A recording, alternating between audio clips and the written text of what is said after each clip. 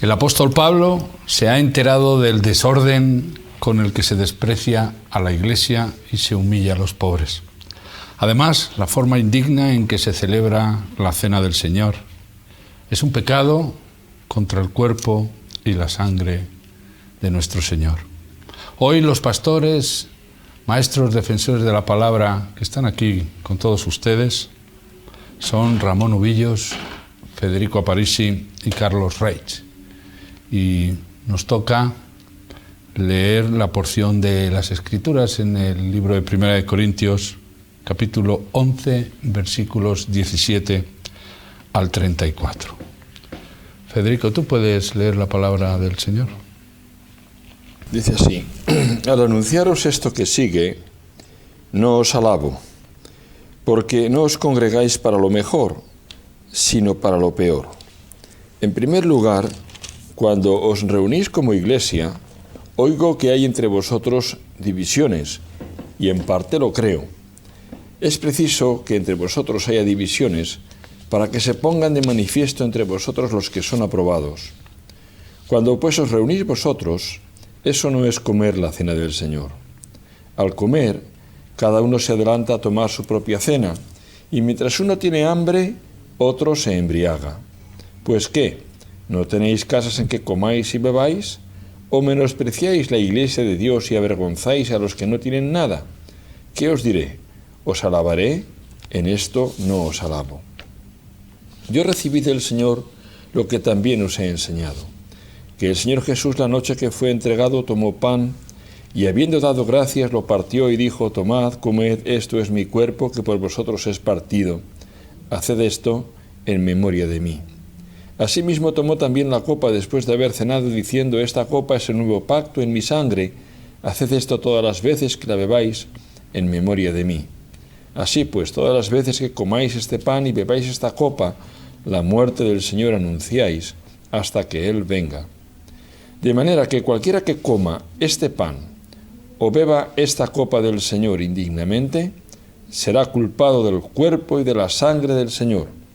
Por tanto, pruébese cada uno a sí mismo y coma así del pan y beba de la copa. El que come y bebe indignamente sin discernir el cuerpo del Señor, juicio come y bebe para sí. Por lo cual hay muchos enfermos y debilitados entre vosotros, y muchos han muerto. Si pues nos examinásemos a nosotros mismos, no seríamos juzgados. Pero siendo juzgados, somos castigados por el Señor para que no seamos condenados con el mundo. Así que, hermanos míos, cuando os reunís a comer, esperaos unos a otros. Si alguno tiene hambre, que coma en casa, para que no os reunáis para condenación. Las demás cosas las pondré en orden cuando vaya. Cuando yo fuere, dice esta versión, que es lo mismo, ¿verdad? Federico, claro, estamos aquí en tres porciones diferentes: abusos de la cena del Señor, institución de la cena y tomando la cena indignamente. Pero el versículo 17, pero al anunciaros esto que sigue, no os alabo, porque no os congregáis para lo mejor, sino para lo peor. No os alabo, y cuando os reunís, que alude también a los cultos, pues ahí parece que nos está diciendo que lo hacían para lo peor, ¿verdad? ¿A qué se refiere el apóstol Pablo? Bueno, creo que es obligado hacer una brevísima introducción.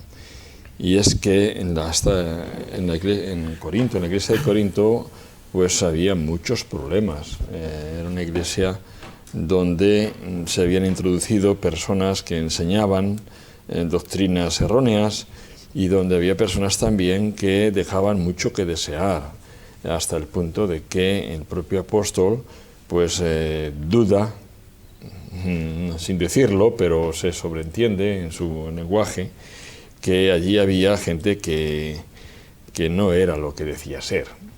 Entonces, muchos corintios procedían de los dice que se habían convertido al Señor, procedían de los cultos paganos, eran practicantes de los cultos paganos. Los cultos paganos, pues en el culto a los diferentes dioses se celebraban banquetes, fiestas, comidas, y eran pues orgías. Entonces estos que venían que dicen que se habían convertido y se reunían con la Iglesia, pues ejercían su influencia y traían sus prácticas, si no en su totalidad, si en algunas cosas, en algunas cuestiones, como por ejemplo lo que ha mencionado, de que algunos hasta se emborrachan, ¿no? Estas personas ni son aprobadas y están convirtiendo la mesa del Señor, que es algo muy importante, con un significado, con un simbolismo muy grande, lo están convirtiendo, en algo vulgar y en algo material y humano y carente de todo respeto y sentido espiritual. Por eso dice, no os alabo. ¿Por qué? Porque no os congregáis para lo mejor, sino para lo peor. ¿Qué es lo peor? Pues que al estar haciendo una cosa tan tremendamente importante como hacer memoria de la muerte de Cristo, pues están incurriendo en un posible castigo, como veremos más adelante. Castigo por parte de Dios. O sea, que no era una cosa nimia lo que estaban haciendo. Dios no lo iba a permitir. Por eso dice que estaban haciendo lo peor porque es hasta digno de castigo, como veremos más adelante. Y dice cuando reunís, en el versículo 18, que alude a los cultos, dice que los cultos en aquella época se realizaban en casas particulares, a veces al aire libre. ¿Qué nos puedes hablar de estos primeros versículos? Bueno, es salirnos un poco de la palabra para ir a conocimientos históricos, ¿no? Bueno, el hecho de la reunión de los cristianos no depende tanto del lugar como del hecho de reunirse con un propósito de adoración y de comunión, ¿no? En nuestra cultura nos hemos acostumbrado a que la iglesia sea el lugar donde nos congregamos, en lugar de ser realmente las personas y la vivencia entre ellos lo que hace que eso sea una iglesia, ¿no? Y por eso el hecho de que la gente se reuniera en las casas y todas estas cosas pues nos sorprende quizá de alguna manera, ¿no? Pero lo importante y lo que hizo, pues eso, diferente la Iglesia de cualquier, bueno, entre otras cosas, ¿no?, de cualquier otro movimiento, era que ellos no tenían necesidad de un lugar concreto, porque en realidad la presencia de Dios iba con ellos y ellos se podían congregar en cualquier lugar, ¿no? Y lo que pasa es que, claro, lo importante es que se hace y con el propósito por el cual se hace. Y ahí es donde empieza a haber problemas, ¿no? Porque dice, si nos reunimos para generar o para comprobar que estamos divididos, entonces estamos produciendo división en el cuerpo. O estamos generando que esas reuniones produzcan división en el cuerpo, que es lo contrario al propósito que tiene la congregación de los creyentes, que es edificarnos mutuamente y aumentar en la unión por causa del amor y bueno y la manifestación de los dones del Espíritu, ¿no? De los frutos del Espíritu.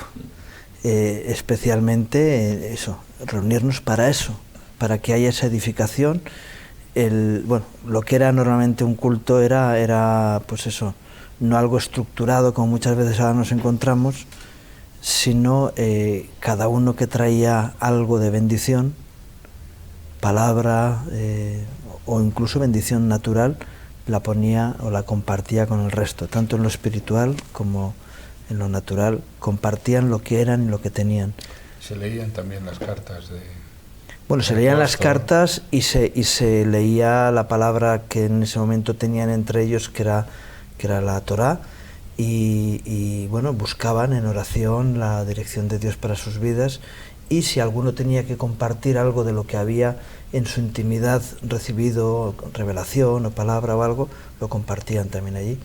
Qué bonito que se pueda seguir haciendo hoy en día, ¿no? Y bueno, yo entiendo que no siempre, pero en las iglesias hoy en día también se practica este tipo de cosas. Si alguien trae palabra de Dios, algo que recibió en su intimidad, lo comparte, o se da testimonio de lo que Dios ha producido en los días en los que no ha estado con los demás, ¿no?, para que la comunión sea cada vez más perfecta entre los miembros. Y aquí está hablando de división. Es decir, para la iglesia primitiva el tema de la división era una ventaja del enemigo. hoy debería ser igual, ¿no?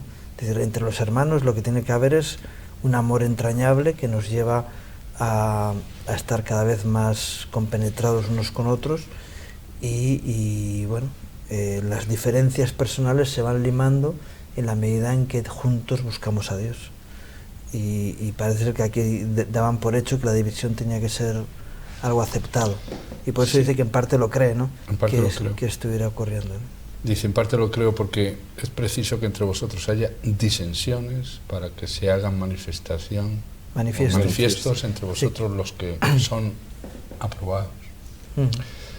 Y que es la vergüenza hoy en día, ¿no? En la iglesia. ¿Qué son las disensiones, Carlos? Las disensiones es estar divididos, es no estar de acuerdo. No estar de acuerdo, no estar en el mismo espíritu, es manifestar el deseo personal, es cuando cada persona, en vez de buscar el bien común, en vez de buscar lo que dice Dios o lo que Dios propone, busca lo que le parece a cada uno, y ahí comienzan las divisiones y las disensiones.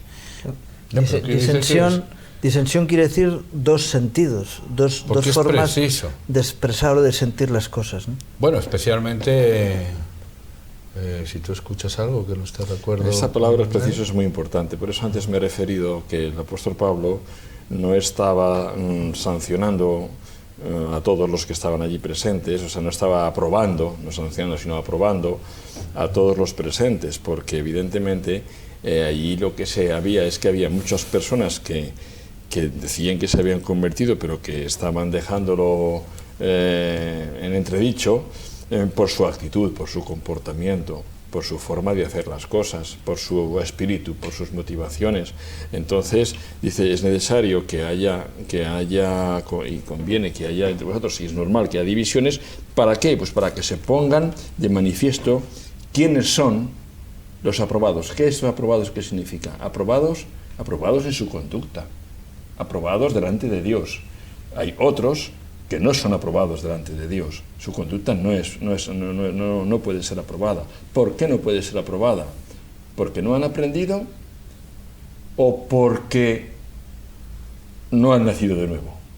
Esa es una cuestión que queda ahí, en la pregunta queda ahí. El apóstol Pablo no se define, pero sí que deja la cosa clara, que tiene que ver que hay gente que está actuando bien y gente que no está actuando bien. Entonces, para descubrir quién actúa bien y quién no actúa bien, pues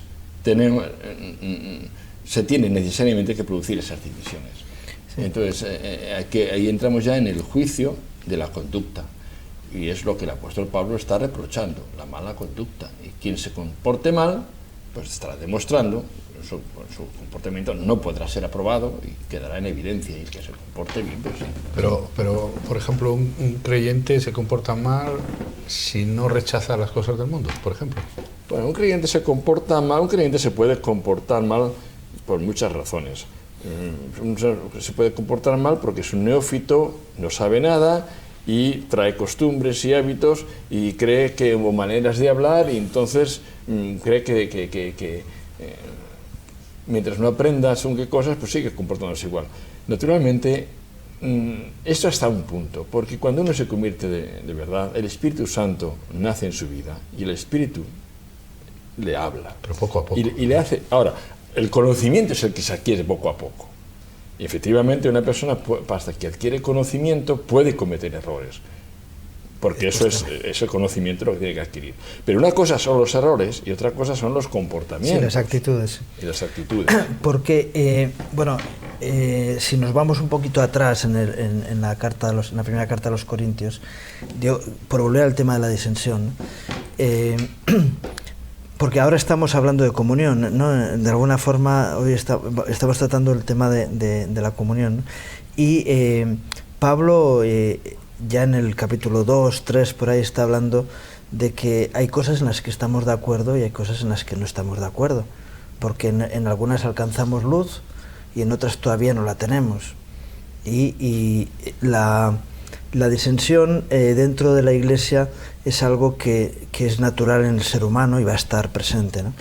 Salvo en aquello en lo que vamos teniendo la claridad de la luz de Dios que nos va dejando las cosas claras. Entonces hay cosas que luego ya no se discuten.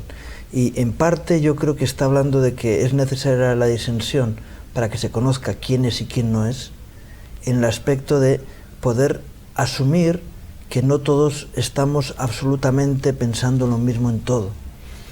Y sin embargo, somos capaces de aceptarnos y respetarnos en esa actitud también.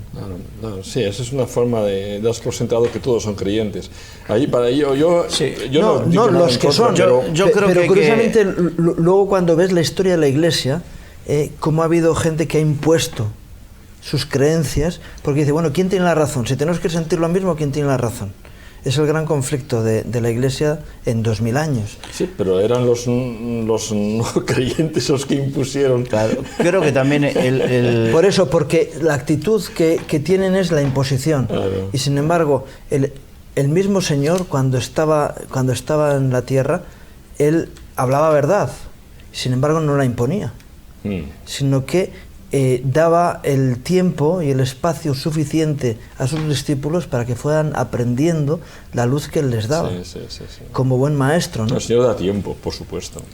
No. Bueno, es que creo que el tema que me parece que tendríamos que entender el contexto de que era una iglesia joven, con un liderazgo joven, que implica muchas veces inexperiencia de cómo tratar las situaciones, con creyentes muy jóvenes, con los problemas que tienen los creyentes jóvenes de aprender a morir poco a poco a ciertas cosas de la vieja vida, a los pensamientos, porque claro, nosotros pensamos generalmente en el fornicario, en el adúltero, en el homicida, que obviamente hay cosas que son fáciles de discernir lo que está bien y lo que está mal, pero hay cosas de gente que quizás tuvo una vida piadosa en lo natural, viéndolo de un punto de vista natural, pero que también tiene que aprender a reconducir sus pensamientos y llevarlo a la voluntad de Cristo, y eso implica tener que morir. Y eso es un proceso que no se hace de un día para otro, ni de un mes para otro, ni de un año para otro, sino que evidentemente esto está sucediendo en una iglesia joven que se está encontrando con que, porque toda la carta de 1 Corintios, prácticamente toda, tiene que ver con una exhortación del apóstol Pablo y una corrección de actitudes. Entonces, creo que es como el padre que se encuentra, que se va de viaje y le llegan noticias de que sus hijos no se están portando debidamente. Y bueno, lo que está haciendo es corrigiendo. Y hay que entender esto. Hay todo tipo de gente que está llegando a esta iglesia. Gente que viene del paganismo, gente que viene del judaísmo, y de repente están conviviendo en la fe todos juntos. Entonces, unos obviamente van a estar los que van a querer llevar sus costumbres, porque tenemos una memoria, todos nosotros tenemos una memoria. Nos pasa en el siglo XX o el siglo XXI, de que mucha gente viene con la memoria de lo que conocía de Dios, viene a las iglesias, a nuestras iglesias, con la memoria de lo que conocía de Dios, que muchas veces tiene que ver con el catolicismo. Y ¿quién de nosotros no ha visto que vino una persona y a una de nuestras iglesias y se persignó? Sí. Y Federico te dice, Padre Federico. ¿Quién? ¿Por qué? Porque es la memoria que tiene y de la única enseñanza de la fe que tiene. Entonces, yo creo que en esa época habrá sucedido lo mismo, y aquí se puede ver que quizás faltaba un liderazgo maduro para en ese momento corregir todo eso. De hecho, de todas las cosas que ha estado corrigiendo anteriormente en esta misma epístola el apóstol Pablo, hay cosas muy serias. Pues primero, que hacían grupitos, yo de Apolos, yo de Cefas, yo de grupos. Después había gente que defendía los planteamientos filosóficos griegos frente al Evangelio. Había gente que llevaba a sus hermanos a juicio ante los tribunales por cosas que debían ser juzgadas en la iglesia. Había gente que caía en el pecado del sexo en el incesto y en cuestiones serias y graves. Había gente que estaba practicando, asistía a las comidas de los ídolos, comidas ofrecidas a los ídolos. Había gente que realmente tenía muchos problemas, que tenían mucho que cambiar, eran auténticos neófitos si eran convertidos, eran tan principiantes que estaban completamente en los primeros pasos. Por eso el apóstol Pablo es tan estricto en esta epístola y es tan duro en muchísimas de las cosas que dice, como ahora mismo. A veces, es que el desorden que hay entre vosotros es insoportable, es que no se puede permitir. ¿Por qué? Pues porque sois como niños, lo he empleado anteriormente, sois unos neófitos, unos niños, y os comportéis indebidamente y no estáis dando el valor que a las cosas que va. Y en este caso las divisiones parece ser que es que, por lo que dice a continuación, que llegaban unos que llevaban muy buena comida y se ponían a comerla, amigos, se juntaban de la misma clase social, llevaban sus comidas, sus vinos y tal, y no se preocupaban de otro pobre, o otro hermano, a lo mejor pobre, que no tenía ni dinero para tener vino, ni una comida buena, y ahí estaba el pobrecito en un rincón, esperando que alguien que venga con otro corazón o con otra disposición a invitarlo a que se siente con ellos en la mesa. Entonces, había realmente una falta, su actitud era una falta de amor, una falta de respeto, una falta de consideración, una falta de delicadeza frente al que no tiene, al pobre, o incluso de menosprecio a los demás. O sea que había realmente mucho fondo ahí, mucho fondo. Sí, había mucho, evidentemente estaba manifestando, se podría decir que es un poco el resumen de la decadencia humana, ¿no? Donde no hay amor al prójimo. Por eso me estaba acordando de cuando Jesús resumió toda la ley y los profetas en amarás al Señor tu Dios con todo tu corazón y a tu prójimo como a ti mismo. Y precisamente esas dos sencillas frases son las que ahí estaba fallando. Solo aquí está fallando, porque estaba fallando el aprender a amar al prójimo, que no es solamente un sentimiento, sino que es una actitud hacia el prójimo. Y la actitud era que el prójimo venga y compartir el pan con el prójimo, compartir lo que tengo con él. Y precisamente lo que estaba ocurriendo era que en la iglesia, donde se reunían, por eso el apóstol Pablo dice, os reunís para lo peor. Estaba sucediendo lo mismo que en el mundo. Claro. Estaba sucediendo lo mismo que en el mundo, donde hay divisiones, donde hay diferentes clases sociales, donde yo me junto con mis amigos y los otros que me importa. Precisamente lo que estaba ocurriendo afuera estaba sucediendo ahí mismo. Ramón, dice el versículo 20, cuando pues os reunís vosotros, esto no es comer la cena del Señor. Entonces, ¿qué nos puedes comentar sobre la importancia que tiene el comer la cena del Señor? Habría que decir qué es la cena del Señor, ¿no? Y entonces podríamos ya entrar en esa materia, ¿no? El propósito de Dios es crear un pueblo, y él instaura en su día, ¿no? Luego Pablo lo explica en la cena pascual, curiosamente, ¿no? En la cena de Pascua, recordatorio de aquel día en el que un pueblo nace de una esclavitud y es liberado, ¿no? Es como un parto lo que ocurre en el día de la Pascua y en Egipto en su momento, ¿no? Un pueblo que había llegado como una familia después de 400 años de gestación, es soltado en un parto, en un mar rojo, ¿verdad?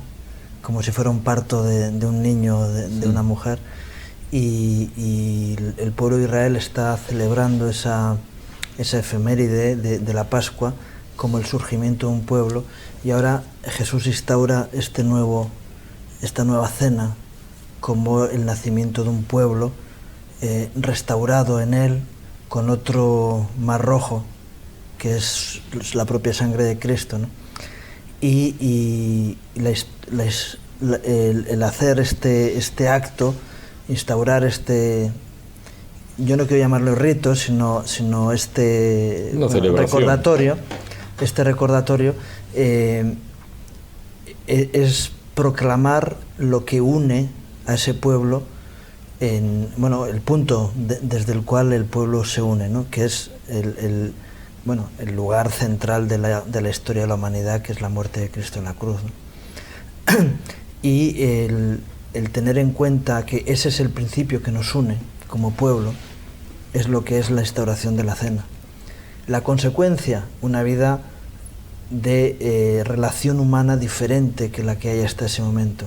El amor fluye, la paciencia, la paz, todas estas cosas que son fruto del Espíritu Santo en la vida de las personas, como consecuencia de la victoria de Cristo en la cruz. Y eso es lo que la institución de la Santa Cena significa. Es decir, recordamos, ¿no? Y podemos luego hablar quizá de algún detalle más, ¿no? Pero recordamos que en Cristo, a partir del momento de su muerte en la cruz, podemos presentarnos limpios de nuestros pecados. Y bueno, el símbolo del vino viene a simbolizar eso, ¿no? Curiosamente, la celebración de la Pascua es el preludio, ¿no?, de la Santa Cena. En la Pascua se tomaba o se recordaba la sangre derramada por el Cordero Pascual allí en Egipto, y su sangre había sido pintada en el dintel de las puertas, ¿no? Y claro, los judíos no podían beber la sangre, estaba prohibido por Dios, y lo habían sustituido por el vino. Ellos tomaban el vino como recuerdo de la sangre del Cordero Pascual. Y la carne del Cordero que comían era también el punto de unión en algo que es muy importante también, que es primeramente en la propia figura de Cristo, el Cordero Pascual, pero también en su palabra, ¿no? Juan dice, el Verbo fue hecho carne, y esa carne es la que luego, también más adelante en el Evangelio de San Juan nos dice que el que no come de esta carne no tiene parte conmigo, y cómo el Señor instauró esto, ¿no? Recordatorio de ese pacto tremendo que Dios hace con la humanidad a través de su muerte en la cruz, en la que los hombres pueden reconocerle como Señor y también como Salvador de sus vidas. El símbolo del pan, el símbolo de Él. Y ese era el propósito de juntarse. ¿Qué es lo que nos une? La muerte de Cristo en la cruz, su palabra, su señorío. Lo que dice en la carta a los Efesios, por ejemplo, ¿no? Un solo Dios, Señor, un solo cuerpo, una sola fe, un solo bautismo. Y eso es lo que está centrado en la celebración de la Santa Cena, ¿no? Es el lugar donde todos los creyentes dicen amén a la palabra de Dios y dicen amén al sacrificio de Cristo en la cruz. ¿Este pacto tiene mejores beneficios que el pacto anterior?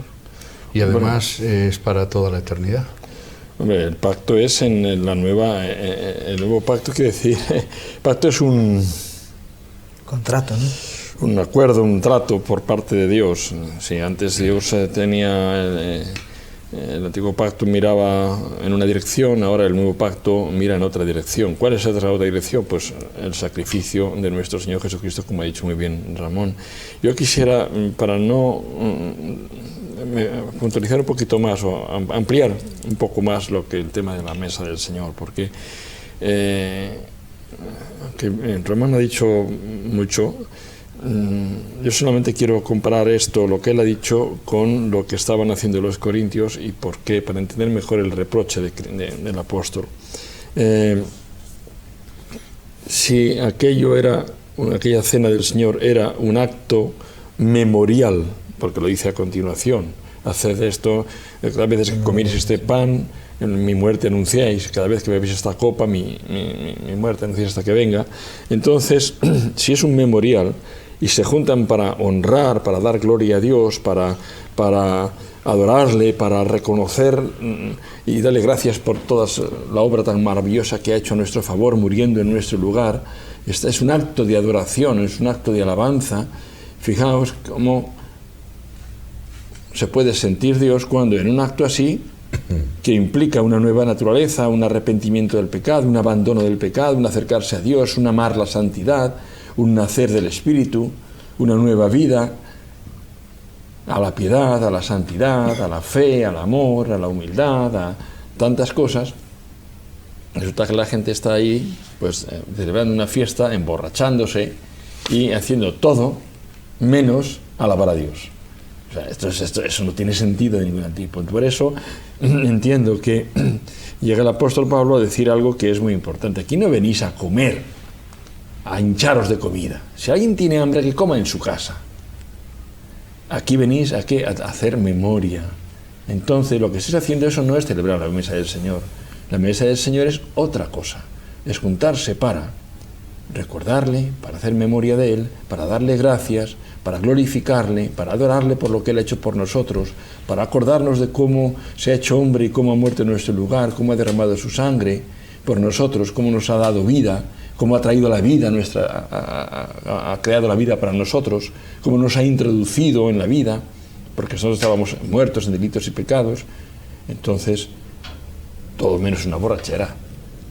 Es un acto maravilloso. Muestra cómo se habían quedado nada más que con el rito. Habían hecho un rito de algo y se habían quedado con el rito sin poner por obra el contenido. Exactamente. El contenido de la enseñanza de Cristo. Estaban haciendo el rito traduciéndolo a lo que ellos sabían de los cultos paganos. Claro. Pero se habían olvidado del contenido. Se habían olvidado del fin. Si estamos recordando a Cristo, por eso el Señor decía: si me amáis, guarda mis mandamientos.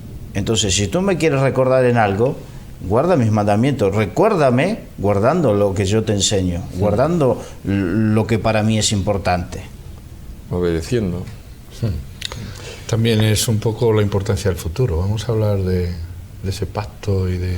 Sí, el pacto de nuevo anticipo pacto del reino de Dios. Esto es. El nuevo pacto consiste ya ni sencillamente en que Dios hace un pacto con el hombre. El hombre está condenado en sus delitos y pecados. Es un ser pecador y está condenado a muerte eterna, muerte espiritual. La paga del pecado es muerte. Y no hay forma de que ese ser humano, el ser humano, hombre o mujer, sea liberado de esa situación, se pueda liberar por sí mismo, porque no tiene nada para dar a cambio de esa vida. O sea, tiene una vida condenada y es lo que tiene. Entonces, ¿el pacto de Dios qué es? Os perdonaré, os daré vida, os reviviré, os rescataré de la muerte, os compraré. ¿Cómo? Pagando lo que vosotros no podéis pagar, es decir, dando la vida por vosotros. Y entonces os perdonaré, ese es el nuevo pacto, en Cristo Jesús, os daré la vida en Cristo Jesús, os haré hijos míos en Cristo Jesús, haré nuevas criaturas de vosotros en Cristo Jesús, os haré mis herederos en Cristo Jesús por la eternidad, si venís y abandonáis vuestro pecado. Yo quiero abandonar mi pecado, quiero ser diferente, quiero ser como tú, Señor. Entonces Dios muere en Cristo Jesús en nuestro lugar y nos da la vida. Es decir, Él paga la paga de nuestro pecado. En eso consiste el nuevo pacto. Es un pacto que Él hace. Tú te arrepientes, tú abandonas la vida de pecado, yo te pago por ti y te hago mi hijo. Pacto. Oye, y siendo una cosa tan sencilla, sí, aparentemente, ¿cómo puede ser tan difícil para las personas llegar a este punto? Porque la mente humana es muy complicada. Dice el versículo 22, dice: o menospreciéis la iglesia de Dios. Dice, están avergonzando a los que no tienen nada, ¿no? Pero en concreto a mí me gustaría centrarme en menospreciar la iglesia de Dios.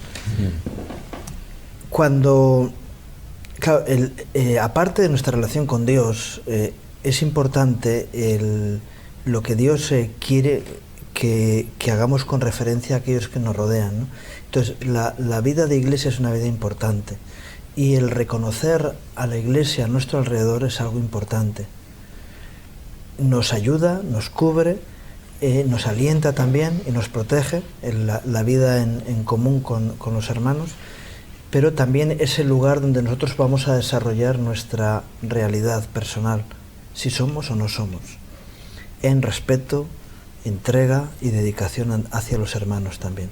Juan dice en su primera carta, ¿no?, que si yo digo que amo a Dios y aborrezco a mi hermano, soy un mentiroso, porque hay esa realidad, ¿no?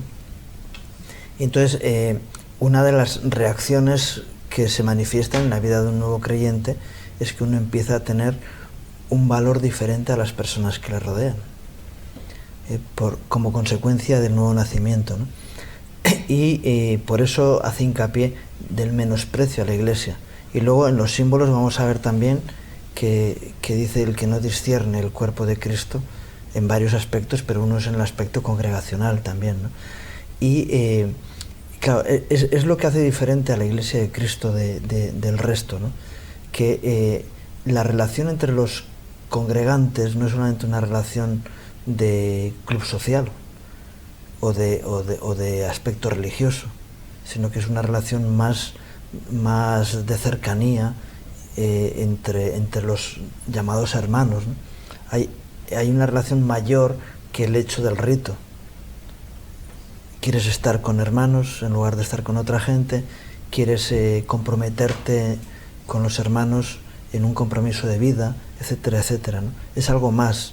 La Iglesia viene a ser algo más que un club social o que, vuelvo a decir, el hecho de pertenecer a una confesión, sino que hay una vida de relación. Y ese menosprecio manifiesta una falta de sensibilidad espiritual que pone en duda incluso la propia conversión, ¿no?, de las personas.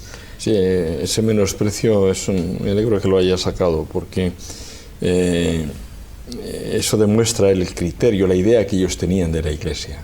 Entonces, la Iglesia no era lo mismo que ellos estaban acostumbrados a ver en el mundo. La Iglesia es otra cosa diferente. No, y hoy en día tenemos el mismo conflicto. Sí, mucha gente tiene un concepto de Iglesia que tiene que ver con sentarse en una banca, más que de una vida en común, ¿no?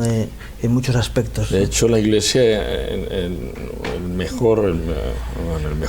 todos los ejemplos, las comparaciones que usa la Biblia para la Iglesia, todas son buenas, pero hay una que sobresale para mi modo de ver, que es la de cuerpo, ¿no? La Iglesia es el cuerpo de Cristo. Entonces, el cuerpo de Cristo no puede ir en una dirección contraria a la cabeza. Sí, la Iglesia tiene una cabeza que es Cristo, y la cabeza es santa, es perfecta, es pura, es justa, es amorosa, es misericordiosa y tantas cosas más. Esa es la cabeza, que es Cristo. La Iglesia no puede conducirse de otra manera. Entonces, cuando uno está pensando en la Iglesia como una cosa ajena, distinta o contraria al cuerpo de Cristo, la está menospreciando. La Iglesia es tremenda, es el cuerpo de Cristo, somos miembros del cuerpo de Cristo. Entonces, nuestra unión es algo más que una unión de club o una unión social, es una unión de sangre, en un sentido, porque estamos en la sangre de Cristo, es una unión espiritual, porque tenemos el mismo espíritu, un solo espíritu, como tú también hiciste antes referencia a Efesios 4, un espíritu, un solo espíritu, que es el Espíritu de Dios, está en todos los creyentes. Luego hay una unidad, una unión espiritual, que eso no se puede quebrantar. Y por eso, en ese mismo capítulo 4 de Efesios, nos dice que mantengamos la unidad del Espíritu en el vínculo de la paz. ¿Por qué? Porque eso es vital. Entonces, nosotros podremos tener, en un momento dado, algunas discrepancias de criterios y demás, pero al final tendremos que coger y concluir y acabar toda discusión y todo enfrentamiento, porque tendremos que reconocer que somos todos del Señor, y entonces, de alguna manera, tendremos que buscar la concordia. ¿Por qué? Porque tenemos un mismo espíritu, luego no podemos estar tan enfrentados. Si estamos tan enfrentados, habrá que mirar por qué. Sí, pero podemos tener sensibilidades. Sí, eso sí. Yo tengo unidad con mi esposa y cuando ponemos la calefacción, sí, eso es diferente. Cuando ponemos la calefacción, pues no nos estamos de acuerdo cuál es el punto, ¿no? y eso es permitido también en la Iglesia, ¿no? Carlos, ¿cómo hay que tomar la cena del Señor para que cobre la verdadera importancia? Porque dice, mi cuerpo comiere, bebiere indignamente mi sangre. Bueno, Ahí entramos ya en estos versículos del 24 al 25 del capítulo 11. Bueno, ¿cómo hay que tomar la cena del Señor? Ahí se muestra la diferencia entre el rito y lo que verdaderamente tiene que ver con una relación y una conciencia de lo que se hace. Y eso es lo que quería despertar el apóstol Pablo. Decía, ¿cómo vienen a hablar de que me aman y manifiestan su sacrificio de fe delante del altar al participar de la Santa Cena, y pueden decir que lo hacen en mi nombre y no amas al prójimo, que lo tienes distante, no lo haces participar, no te interesa cómo está en la reunión donde van a compartir la Santa Cena? Eso es lo que está diciendo.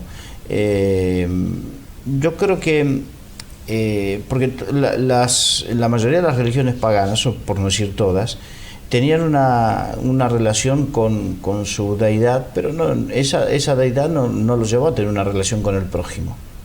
Y el cristianismo sí, Cristo te lleva a tener una relación, la cruz es comunión con Dios y comunión con el prójimo. Entonces, para compartir la Santa Cena, para poder participar dignamente de la Santa Cena, el Señor dice, ¿cómo puedes venir a ofrecer un sacrificio de fe y no haces lo que yo te digo de estar en paz con tu hermano, de estar en comunión con tu hermano, de estar en armonía?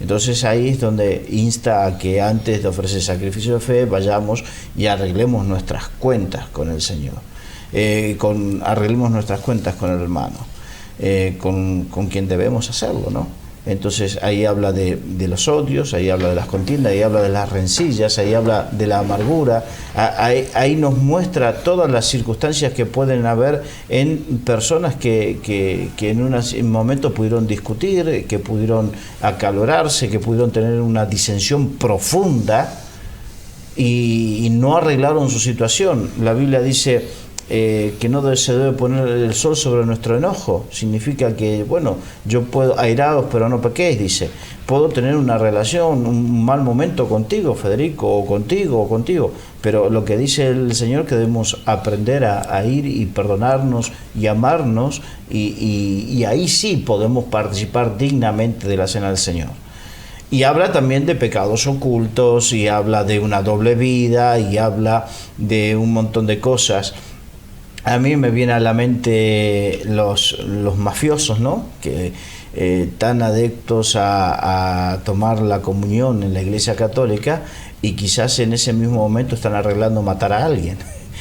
Obviamente me voy a un ejemplo extremo para que nos demos cuenta cómo muchas veces la religión pierde la esencia de estar en comunión con Dios, y Dios lo que quiere es que precisamente que aprendamos a que cómo puedo participar de la Santa Cena, cómo puedo hablar de que amo al Señor y no cumplo con sus mandamientos. Dice Carlos de los mafiosos, sí, en la Iglesia Católica, pero no tenemos mafiosos nosotros. Yo qué sé.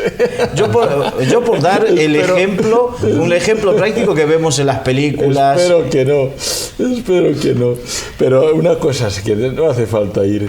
Sí, yo entiendo el ejemplo de Carlos, porque eso ayuda a comprender las cosas, y que a veces hay que ser un poco exagerados para entender mejor las cosas. Eso nos permite, pues, ir a otra postura mucho más sencilla y mucho más corriente, y que sí que se da entre nosotros. Y es que, por ejemplo, el Señor dice que en la oración modelo dice: y perdónanos nuestros pecados, así como nosotros perdonamos a nuestros deudores. Entonces Dios lo tiene muy claro. Si nosotros vamos a adorarle, pero estamos odiando a algún hermano, el Señor no se agrada de esa adoración. Si nosotros pretendemos hacer honrar su nombre y glorificarle y alabarle en la mesa del Señor, pero no estamos perdonando la ofensa de un hermano que nos acaba de ofender, o que nos ofendió el otro día, o que nos ofendió hace muchos años, y le seguimos sin perdonarle tal ofensa, el Señor dice: eso no, tampoco me agrada, tampoco me sirve. Eso no es tomar dignamente la mesa del Señor. Y si acabas de cometer un pecado, o lo has cometido hace unos días o hace unos meses, y no te has arrepentido de ese pecado, no lo has reconocido, no has renovado tu perdón, el perdón de ese pecado en oración al Señor, no has ido a clamar por el perdón y no has realizado el cambio que requiera eso, pues eso tampoco le agrada al Señor. Entonces, si estás teniendo trifulcas con los hermanos, haciendo cosas indignas en la iglesia y te vienes el domingo a celebrar la mesa del Señor, eso no le gusta al Señor. Por eso dice que, como no os arrepentís, como no os examinéis a vosotros mismos, como no tenéis cuidado con vuestro comportamiento, como pensáis que esto es jauja, que aquí se puede hacer lo que se quiera, muchos entre vosotros están enfermos y muchos han muerto. Es decir, Dios está juzgando permanentemente al mundo y a su iglesia en las conductas. Y Dios da tiempo para el arrepentimiento y para el cambio de actitud a sus hijos hasta un punto, hasta el punto en que entiende que ya ha llegado, ya no le tiene que dar más tiempo, sino que ahora viene ya el castigo, porque esa persona ha tenido suficiente tiempo para arrepentirse y no ha querido arrepentirse. Entonces, Dios termina por castigar a más de uno de estos, llevándoselo a su presencia, quitándole de aquí en medio. ¿Por qué? Pues porque no es digno de seguir usando su nombre y glorificando o pretendiendo glorificar su nombre en esa tierra. Me gustaría agregar que el tema del pecado, que es así, pero me parece a mí que habla o tendremos que aclarar en cuanto a un pecado ocasional y el hábito. Un pecado habitual. Sí, efectivamente. Porque un pecado habitual, normalmente, la persona que comete un pecado habitual, normalmente le falta tiempo para arrepentirse de él. Es el que no se arrepiente enseguida de un pecado habitual, que cae una vez y otra y otra y otra. También es verdad que se puede arrepentir cada una de las veces que cae. Durante mucho tiempo puede estar haciéndolo y arrepintiéndose de corazón. Eso lo ve el Señor, si es de corazón o no, porque el Señor mira, el Señor no hace falta. Pesa con balanza justa. Exactamente. Entonces el Señor, cuando ya ha quitado a una persona, le ha dicho hasta aquí, él es porque sabe de sobra que le ha dado todas las oportunidades que tenía que darles. Pero el Señor le va a dar, si necesita 1000 oportunidades, le va a dar 1000. Pero el Señor sabe si necesita 1000 o necesita 50, y a la 51, como sabe que ya está pasándose porque Dios mide, como tú has dicho, con balanza justa, entonces aplica el castigo. O sea que de Dios no se puede reír nadie, en una palabra. Esto es algo fundamental que tenemos que tener claro en la iglesia. De Dios no se ríe nadie, ningún cristiano ni ninguno que no lo sea. Bien se lo dijo a los Gálatas el apóstol Pablo. Esto es. Dios no puede ser burlado. Todo lo que uno sembrare, eso cosechará. Esto es. Así está. ¿Qué nos puedes aportar, Ramón? Para mí hay un tema... ¿Cómo hay que tomar la cena del Señor? Yo no sé si es oportuno hablar antes de la importancia de los símbolos, ¿no? Porque ha sido algo que ha vivido la Iglesia durante mucho tiempo. Y creo que es importante, y Pablo quiere dejar claro, ¿no? Yo entiendo que él quiere dejar claro lo que el Señor hace, ¿no? Dice que eso es lo que el Señor le enseñó, que habiendo dado gracias tomó pan, ¿no? Y les dijo: tomad, comed, este es mi cuerpo que por vosotros es partido. El cuerpo de Cristo estaba en él.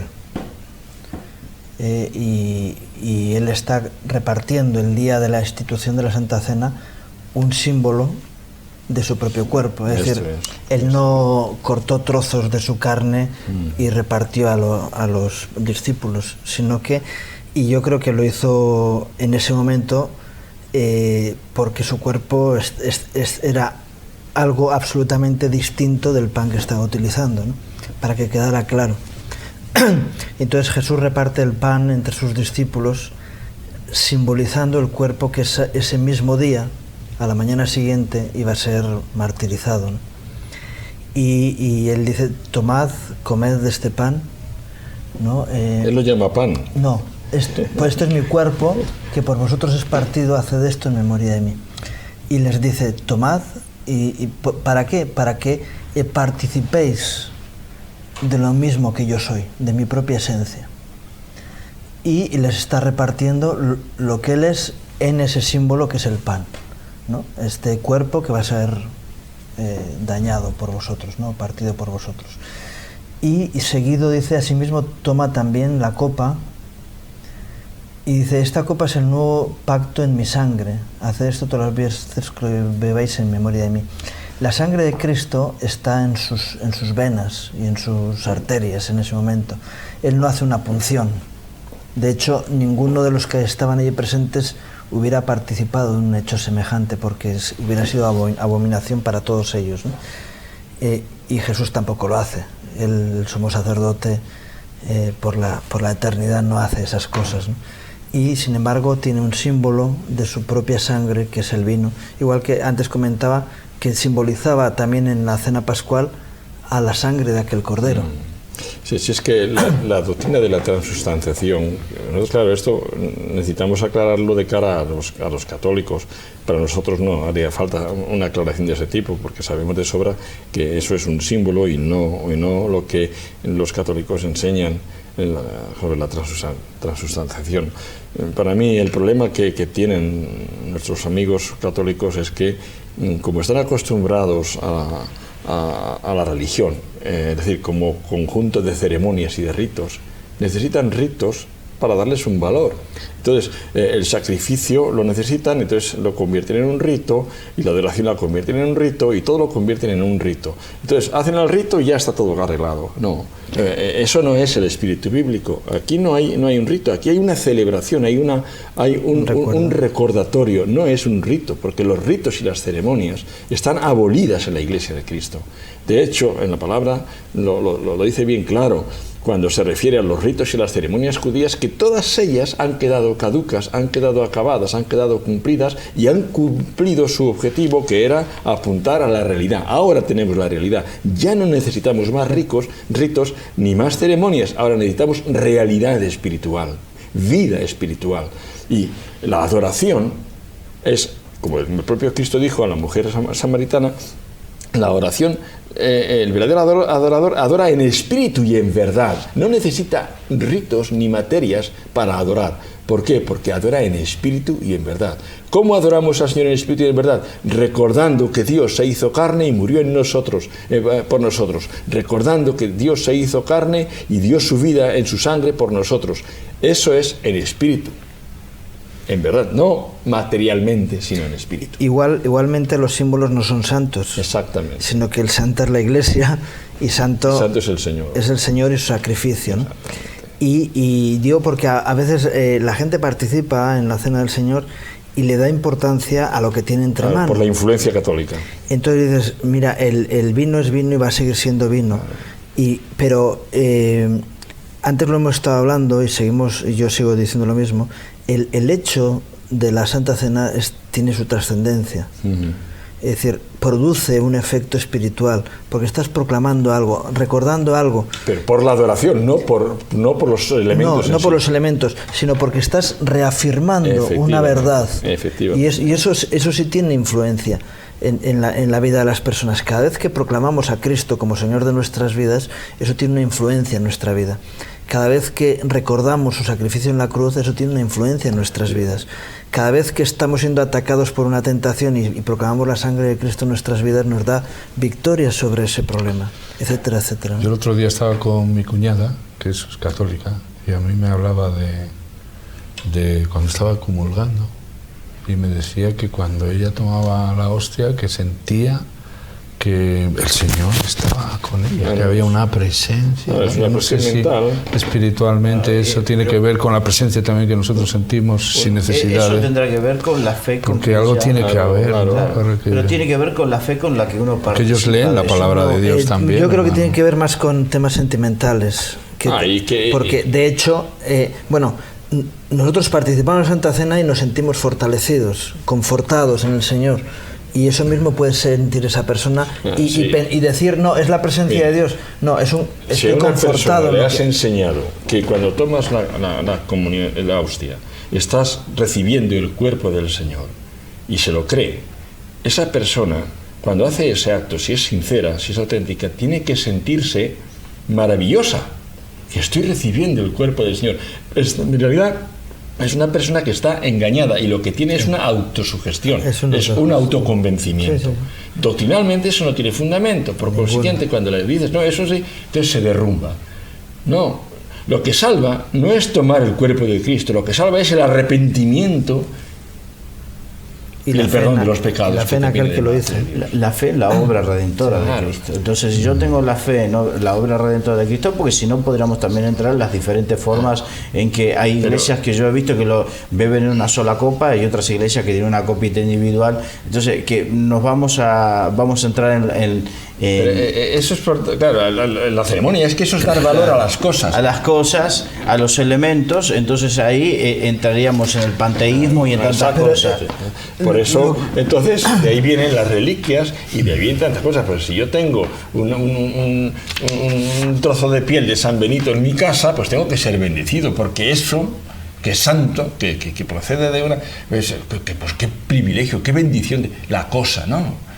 Y a lo mejor estás robando o mintiendo. No, el Dios no mira el corazón, no mira las cosas. Dice el versículo 29, ¿no? Dice, porque el que come y bebe indignamente sin discernir el cuerpo de Cristo. Y está hablando, pasando las cosas al lugar que corresponde. Exactamente. Dice, ¿dónde hay que discernir el cuerpo de Cristo? ¿Dónde está? En su pueblo. En la comunión. En la comunión entre los hermanos. Dice, es donde hay que discernir el cuerpo de Cristo, no en la sustancia. No, si tú vienes a tomar y odias a un hermano, no estás discerniendo el cuerpo de Cristo, pero el cuerpo de Cristo es armonía, es amor, es... No estás comprendiendo el mensaje. Cuando tú ves a un hermano que es alguien que ha sido rescatado por Cristo, lleno de su presencia, del Espíritu Santo en su vida, glorificas a Dios en la vida del hermano. Exactamente. Y ves sus defectos, pero das gloria a Dios por la vida de ese hermano, porque también ves la fe y los frutos del Espíritu en su vida, ¿no? Y eso es discernir el cuerpo de Cristo. Y que cuando estamos juntos no somos, vuelvo a decir, un club, sino que estamos la congregación de los santos del Señor reunidos. Gloria a Dios. Pues no tenemos más tiempo para este programa. Esperemos que pues haya dejado claro la importancia que tiene el tomar bien la cena del Señor. Y es en memoria de la muerte del Señor Jesús, es una acción de gracias por sus bendiciones, es la comunión con los hermanos, con los demás, y el reconocimiento de ese nuevo pacto. Gracias por haber estado una vez más con todos nosotros y nos despedimos hasta la semana que viene, si Dios quiere.